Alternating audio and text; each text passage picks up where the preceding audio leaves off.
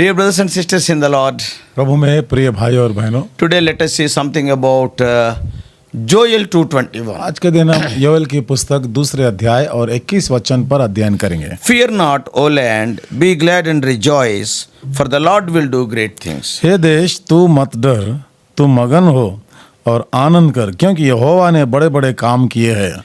Joel is a pre-exilic prophet. Joel है जो दासत में जाने के पहले का बच सकता है। He ministered before the fall of the northern kingdom of Israel. जो उत्तर राज्य है, इजराइल राज्य जो नाश होने से या गिरने से पहले ये जो भविष्यवाणी की है, That is before 722 BC. मतलब ईसा पूर्व 720 की बात है। And even the southern kingdom of Judah also. और फिर दक्षिणी राज्य जो यहूदा के बारे में भी, So that is 586 BC. वो ईसा पूर्व 586। See, the pre-exilic prophets are ये कौन है जो लोग दासत्व में जाने के पहले जो भविष्यवक्ताएं थे? Obadiah and Jonah, ओबद्या है, योना है, Hosea and Amos, Hoshea, Amos, Isaiah and Micah. यशायाह, Mika. And Joel is one of the earliest prophets. Joel है एक जो पहले रहने वाला भविष्यवक्ता है। Only Obadiah prophesied before Joel. ओबद्या अकेला ही है जो योएल से पहले भविष्यवाणी की थी। He did around 845 BC.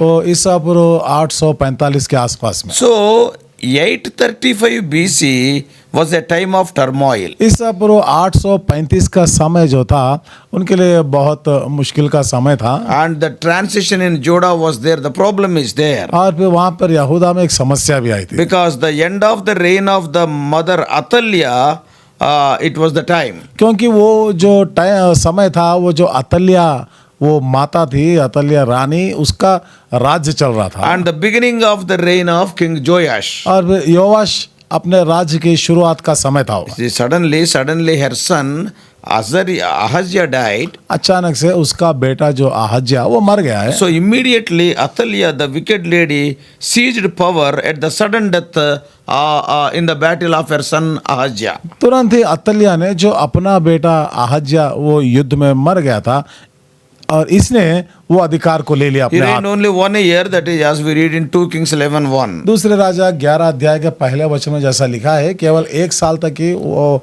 स्त्री ने राज्य की थी। And Athaliah killed all her sons' heirs. और फिर अतल्या ने उसके बाकी सब जो वारिस के बेटे हैं सबको मार दिया उन्होंने। And except for one who was hidden in the temple and escaped. लेकिन एक ही जो मंदिर में छुपकर बच गया था वहां He से, is the 1-year-old Joash. वो है जो 1 साल का था योआश। So her 6-year reign of terror, Athaliah reigned for 6 years. अतल्या 6 साल तक राज्य की थी And it ended in 835 BC. और ईसा पूर्व 835 में वो खत्म हो गई। How? कैसे? The high priest Jehoiada, महायाजक यहोयादा ने he overthrew Athaliah and set the young Joash on the throne. अतल्या को सिंहासन पर से निकालकर जो योआश था उसको सिंहासन पर चढ़ा दिया। During her 6 years as queen over Judah, और वो यहूदा पर 6 साल तक वो रानी बनकर राज्य कर रही थी। उस समय में Athaliah reigned very wickedly. अतल्या बड़ी दुष्टता के साथ राज्य की थी। She was the granddaughter of the wicked king Omri of Israel. वो जो इस्राएल का दुष्ट राजा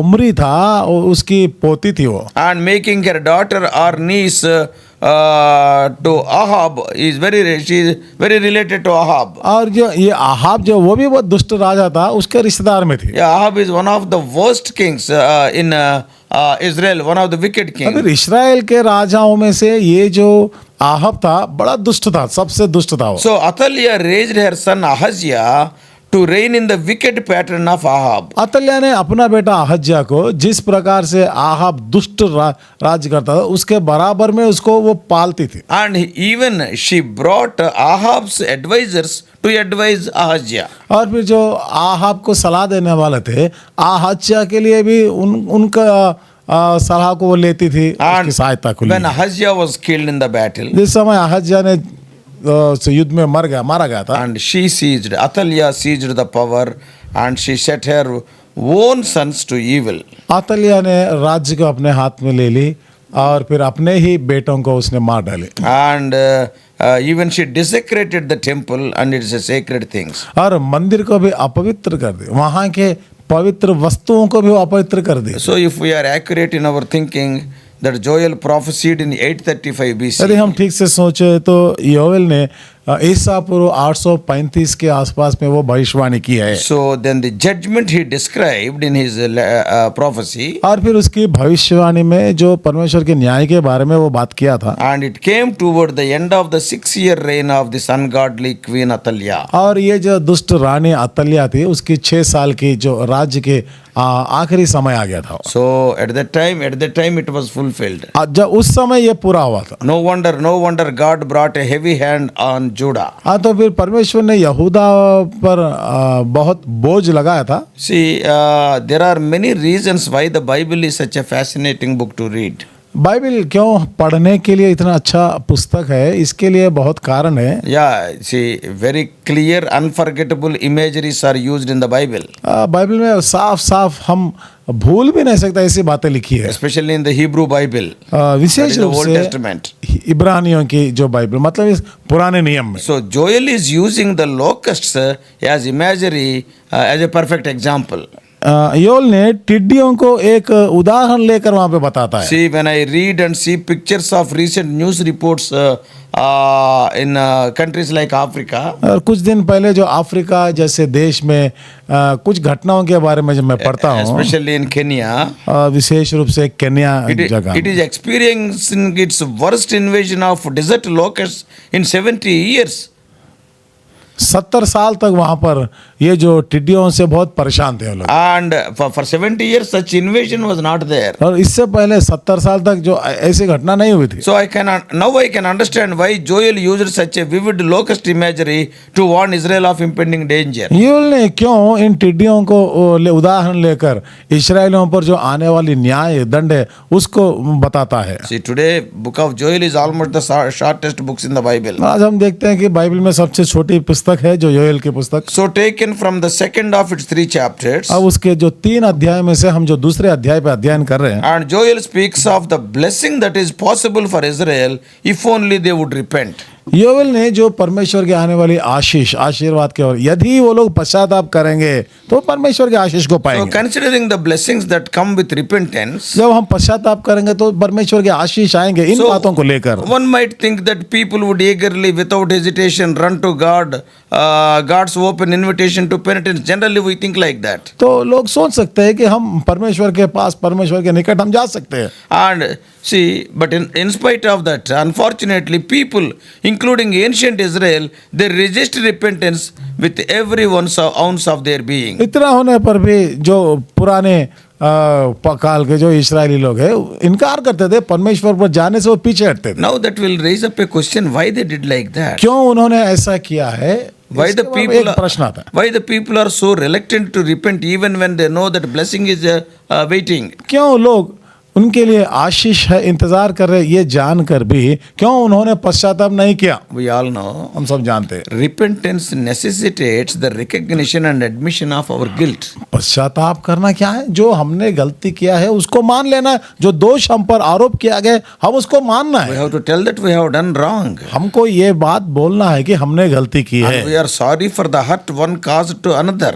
हम एक दूसरे के जो हमने हानि की है उसके बारे में हमको पश्चाताप So करना है। individually or collectively propped up by a false sense of self, people would rather live in denial than have a contrite spirit. व्यक्तिगत से या फिर सामूहिक रीति से देखते हम लोग इस प्रकार से पश्चाताप करने से, मान लेने से वो पीछे हटते थे, And they will not have the contrite spirit because their egoism is touched. क्योंकि आता है उनके जो घमंड के वजह से वो लोग पीछे हट जाते थे, वो आगे नहीं आते। They won't admit that they are mistaken. ये नहीं मानते थे कि हमने गलती की है, And they won't say that I am sorry, I am wrong, please forgive me. मैंने गलती की है, मुझे माफ किया, ऐसा बोलते ही नहीं थे वो लोग। So Joel is among the biblical prophets who repeatedly, to no avail, entreated Israel to turn to God. And see, every time he was, you turn to God, but there is no use. Joel ऐसा जो भविष्यवक्ता था, बार बार लोगों से वो विनती करता था कि आप दोबारा परमेश्वर के पास आइए, उसके पास लौट कर आइए, वो क्षमा करेगा। Oh, many times he said, leave your faults and failures and sins behind and come to God. they never heard. कई बार बोलते थे उनसे, विनती करते थे, आप गलतियों को छोड़ना है, बुरे कामों को छोड़ना है, फिर परमेश्वर के पास आपको आना है, पश्चाताप करना है, लेकिन वो लोग सुनते ही नहीं थे। That's why he started using this imagery of locusts. इसी वजह से यहाँ पर ये जो टिड्डियों का उदाहरण लेके बताते हैं। Joel uses the image of an invading army of locusts to get the attention of the nation. तो उस जाति के लोग परमेश्वर पर फिर अपनी दृष्टि लगाने के लिए योवेल ने ये जो टिड्डियों का एक उदाहरण लेके बता रहे Oh, हैं। there are so many dangers that are laying ahead. तो बड़ा खतरा है आगे आ जाने से। See, to get full impact of that imagery, अब ये जो ये दृष्टांत बताते हैं इसको लेकर, इस यदि हम पूरी तरह से उसका प्रभाव को देखना चाहते हैं, see, we have to read Joel chapter 1. योवेल की पुस्तक के पहले अध्याय को हमको पढ़ना होगा। 1:4 says, अब पहला अध्याय 4 वचन में लिखा है, What the cutting locust left, the swarming locust have eaten. What the swarming locust left, the hopping locust has eaten. What the hopping locust left, the destroying locust has eaten. जो कुछ गाजाम नामक टिड्डी से बचा उसे अरबों नामक टिड्डी ने खा लिया। जो कुछ अरबों नामक टिड्डी से बचा उसे येलेक नामक टिड्डी ने खा लिया, और जो कुछ येलेक नामक टिड्डी से बचा उसे हासिल नामक टिड्डी ने खा लिया है। So, in Telugu Bible it is not so clear.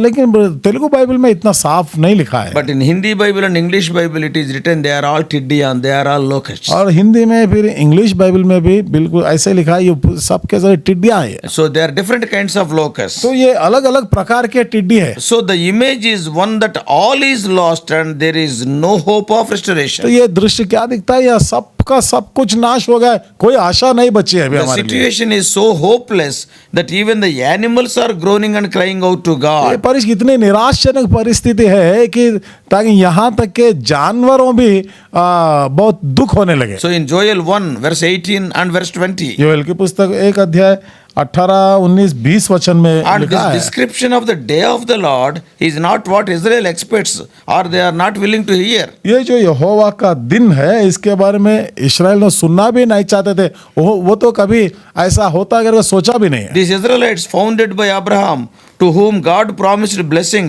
so he could be a blessing to others. ये जो इस्राएल लोग हैं अब्राहम के द्वारा, अब्राहम के वंश में के हैं, जिनको तूने आशीष देगा तो आशीष पाएगा। So Joel is describing the day of the Lord whether they accept it or not. इसीलिए योएल तो यहोवा के दिन के बारे में बता रहा था, चाहे वो माने या ना माने। So the depiction of the total loss is unfathomable. Yes, so much loss will be तो there. यहाँ पर जितना उनको नष्ट हुआ है, नुकसान हुआ है, बहुत ज्यादा अधिकतर में हुआ है। So in chapter 2, तो दूसरे अध्याय में Joel leaves no doubt as to the reality of devastation. तो योवेल ने बिल्कुल जो कुछ वो नाश होने वाला साफ साफ उनको बता दिया है। Yeah, for the locusts of chapter 1 have turned into an army into chapter 2. पहले अध्याय के जो टिड्डियां है यहाँ पर टिड्डियों का सेना बनकर आए दूसरे अध्याय में। Fearless, this numberless army stays the course and is worse than any armies that have gone before. फिर अनगिनत ये जो सेना है, निर्भय ये सेना, इससे पहले कभी जो सेना नहीं थी उनसे बढ़ के है। In chapter 2 verse 12 to 17, दूसरे अध्याय के 12 से 17 वचन में Joel returns to the call to repentance.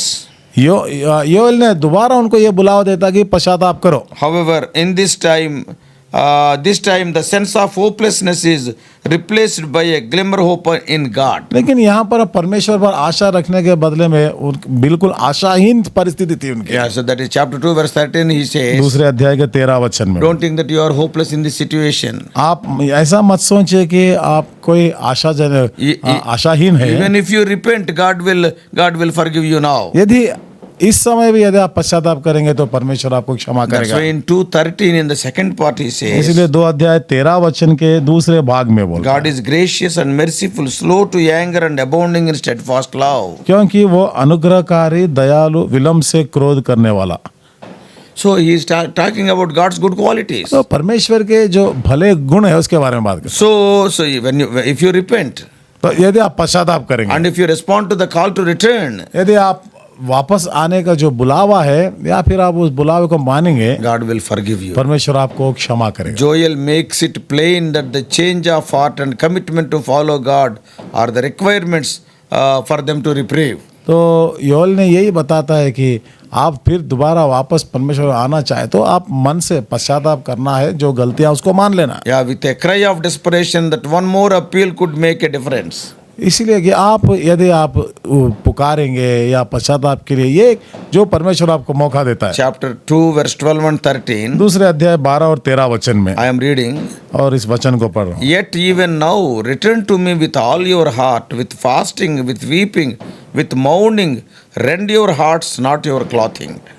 तो भी यहोवा की ये वाणी है, अभी भी सुनो, उपवास के साथ रोते पीटते अपने पूरे मन से फिरकर मेरे पास आओ। Rent your hearts, not your clothing. 13. अपने वस्त्र नहीं, अपने मन ही को फाड़ कर। So, with a strong sense of urgency, Joel calls all Israel to repent. तो योवेल ने सारे इस्राएलियों को बुलावा देते हैं कि आप पश्चाताप करना है, मन फिराव करना So, है। in verse 14, what he is telling? 14 वचन में क्या बोलता है? Who knows whether he will not turn and relent and leave a blessing behind him? क्या जाने वो फिर कर पछताए और ऐसी आशीष दे। Joel calls for the entire community to gather.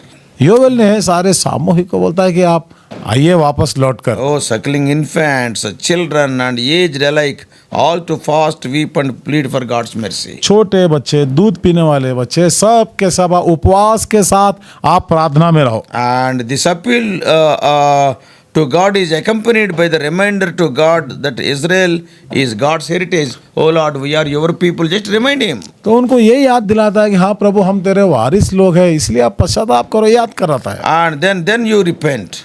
फिर आप पश्चाताप करना। Once again agree that, oh Lord, we will follow your commandments. दोबारा आप परमेश्वर से यही बोलना है कि हाँ प्रभु, हम तेरे आज्ञाओं को Then मानेंगे। God will show you the unreserved kindness. तब परमेश्वर ने आपको दया दिखाई, And that kindness is based on God's grace and character. वो जो दया है परमेश्वर के अनुग्रह और उसके गुण पर निर्भर है। Oh, then the good news is in the latter chapter 2. ये शुभ समाचार है बाद में दूसरे अध्याय में लिखा And है। दूसरा अध्याय के बाद in chapter 3. दूसरे अध्याय के बाद जो तीसरे अध्याय And में in लिखा है। chapter 3 verse 17 to 21. तीसरे अध्याय के 17 वचन से 21 वचन तक। So what God is telling तो परमेश्वर ने क्या बोलते in हैं? verse 25 of chapter 2, दूसरे अध्याय के 25 वचन में, I will repay you for the years that the swarming locust has eaten and the hopper, destroyer and the cutter, my great army which I sent against you, I will repay. जिन वर्षों की उपज अरबों नामक टिड्डियों और येलेक और हासिल ने और गजाम नामक टिड्डियों ने, अर्थात मेरे बड़े दल ने, जिसको मैंने तुम्हारे बीच भेजा खा ली थी, मैं उसकी हानि तुमको भर दूंगा। Even in our lives also. हमारे जीवन में भी ऐसे होता है। Undoubtedly, none of us are perfect. बेशक हम में से कोई सिद्ध नहीं है। Because of our waywardness, sometimes, yes, God will send the locusts in different forms. हम रास्ता भटक चुके हैं, उसी वजह से परमेश्वर ने दोबारा हम पर टिड्डियों को भेजता है। But even today, what God is telling? लेकिन आज भी परमेश्वर ने क्या बोलते हैं? Yeah, corporately and individually, come unto me, pray, fast, even suckling infants. व्यक्तिगत रूप से, सामूहिक रूप से, दूध पीने वाले बच्चे, सब कुछ उपवास के साथ मेरे पास Then आओ। what I will do? तो मैं क्या करूंगा? If you repent from your bottom of your heart, यदि आप हृदय की गहराई से पश्चाताप करेंगे, I will repay everything. मैं सब कुछ भर दूंगा, लौटा दूंगा। Your ending will be more glorious than your beginning. तो जो आपका ये अंत है, आरंभ से भी और भी महिमा में बनेगा। So now the problem is with us only. तो अभी समस्या क्या है? हमारे साथ ही है। No, we never want to repent. हम तो पश्चाताप करना नहीं चाहते, So, but we want God's blessings. लेकिन परमेश्वर की आशीष को It चाहते is not possible. हैं। ये नहीं होला, ये संभव नहीं होता। In how many churches these problems are there? कितने मंडलियों में ऐसी समस्या It है। is not that God is not willing to solve इसका them. मतलब ये नहीं कि परमेश्वर ने उसका परिष्कार नहीं करना We are चाहते, not willing to come to Him with humility. लेकिन हम दीन होकर उसकी उपस्थिति में आना नहीं चाहते। If my people who are called by my name, if they humble, यदि लोग जो मेरा नाम रखा गया है, ये लोग यदि दीन होकर oh, I आएंगे, will heal the land. तो मैं उस देश को चंगाई We करूंगा। all know 2 Chronicles 7:14. दूसरा इतिहास 4 और 14 वचन हम जानते हैं। Oh, let us learn how to repent and pray. कैसे पश्चाताप करके प्रार्थना करना हम सीखें। All that we lost, yes, we can regain. जो कुछ भी हमने खो गए हैं, दोबारा हम लौटा सकते हैं। God is a gracious God. परमेश्वर अनुग्रहकारी है। Don't get discouraged. निराश ना होना, Be hopeful. आशा रखना है। Gone is gone. जो कुछ भी हो गया है छोड़ You दीजिए। cannot change the past by worrying about the past. जो कुछ हो गया है उसको आप चिंता करते, उसको सुधार तो नहीं सकते, Come to Jesus. लेकिन यीशु के पास आओ, Once again, regain everything. दोबारा जो कुछ भी है उसको फिर लौटा लो। Let us pray. प्रार्थना करेंगे। Loving Heavenly Father, हमारे प्रेमी स्वर्गीय पिता, how gracious are thou, O Lord. आप कितने अनुग्रहकारी O परमेश्वर। Lord, when we come to Thee, जब प्रभु हम आपके पास आते O हैं, Lord, in repentance, in spite of our failures, thou art willing to repay what all we have lost. पश्चाताप जब हम करेंगे, चाहे हम कितने गलतियां की है, लेकिन वापस सब कुछ आप लौटा देना चाहते हैं। Speak to us, O Lord. और भी हमसे बात Help us to करें, be humble. और दीन होने में आप Help सहायता us to कीजिए। forsake our egoistic attitude. जो हम में जो घमंडपन है उसको छोड़ने में सहायता कीजिए। Speak to us, O Lord. और भी प्रभु हमसे How बात many करें। problems in our assemblies because we are not becoming humble in spite of your, O Lord, guarantee to repay. हमारे प्रभु कलीसिया में ये घमंड के कारण से प्रभु हम कितना नुकसान हो रहा है हमारा प्रभु, Speak to us. और हमसे बात करें। In Jesus' precious name we pray. यीशु मसीह के बहुमूल्य नाम से प्रार्थना को चढ़ाते हैं, सुने ग्रहण कीजिए। आमीन। परमेश्वर आप सबको आशीष दे। और भी अधिक आत्मिक संदेशों के लिए John Victor Hindi messages channel को सब्सक्राइब कीजिए।